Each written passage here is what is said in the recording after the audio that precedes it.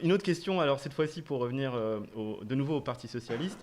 Est-ce que le PS finalement ne souffre pas, ou souffre encore aujourd'hui de certains stéréotypes, les clichés d'antan? Alors je cite Dorian qui nous dit le terme socialisme étant parfois encore mal perçu ou sujet à divers amalgames. Est-ce que cela se reflète dans vos groupes de réflexion, notamment à l'IEV, etc. Voilà. Oui, question intéressante en effet. C'est vrai que le Parti socialiste est un parti, entre guillemets, de gestion, un parti de pouvoir, dans le sens où il a vocation, au-delà même des programmes qu'il définit, de pouvoir gouverner et de faire changer les choses. Donc on a été présent longtemps, et on l'est encore à beaucoup de niveaux de pouvoir, et donc cette présence au niveau de pouvoir a pu, dans certains cas, heureusement minoritaires, mais qui souvent font beaucoup de bruit, mener à des excès. Et donc on a eu par le passé, ça a été le cas à un moment à Charleroi, on l'a connu plus récemment à Liège et à Bruxelles, notamment par exemple au SAMU social, à des situations absolument inacceptables, qui sont condamnées certainement par le Parti socialiste, mais qui salissent, entre guillemets, le parti, et également qui meurtrissent, je pense, fondamentalement les militants. En prenant le cas de Bruxelles, par exemple, avec le SAMU social. Et donc oui, ça entache la réputation d'un parti. Je pense que c'est...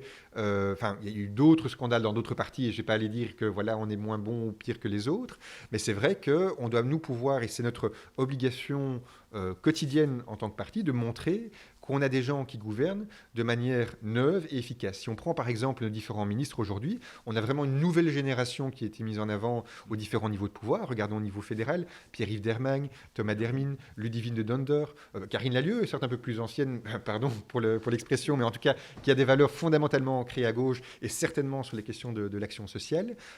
Côté des différents gouvernements bruxellois et wallons ou fédérations, c'est le cas aussi. Voyons par exemple Caroline Désir à l'éducation en fédération Wallonie-Bruxelles. C'est vraiment une nouvelle génération de ministres, aussi de militants ou même de mandataires qui incarnent vraiment, en effet, aujourd'hui un socialisme du XXIe siècle. Et donc, quant au terme socialisme en tant que tel, je pense que c'est un élément important. En tout cas, nous, on reste attachés à l'appellation socialiste parce qu'il rappelle finalement le fondement historique du parti, qui est cette question finalement de l'égalité sociale, de dire voilà, on crée collectivement de la richesse, mais il est essentiel de pouvoir la redistribuer de manière équitable entre les gens pour que chacun puisse bénéficier finalement des fruits de la richesse produite collectivement. Ça, c'est vraiment une des valeurs fondamentales du Parti Donc il socialiste. n'y a, pas, y a pas de projet, je pense que ça ira, il n'y a pas de projet côté PS de suivre l'exemple du SPA et de changer de nom. Et comment tu expliques cela? Pourquoi est-ce que le SPA, lui, s'est dit, bon, bah, finalement, on va prendre un tout autre nom, on va prendre une autre marque, Vorreut. Mhm. Est-ce que c'est quelque chose qui vous a choqué?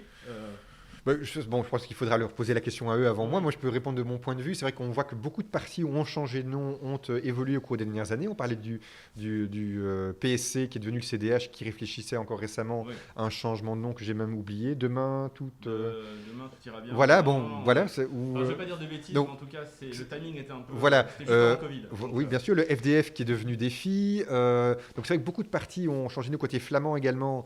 Ils ont beaucoup ajouté des V dans leur nom au cours des 10-15 dernières années pour accentuer leur caractère flamand par rapport au reste du pays peut-être. Côté PS, peut-être que le débat arrivera dans les prochaines années. Je ne vais pas dire, c'est pas mon rôle de dire qu'il n'arrivera pas, mais je pense qu'il y a, en tout cas quand on consulte les militants, un attachement certainement à ces valeurs du socialiste, du parti en tout cas, et qui se retrouvent notamment dans ouais. l'ensemble des militants.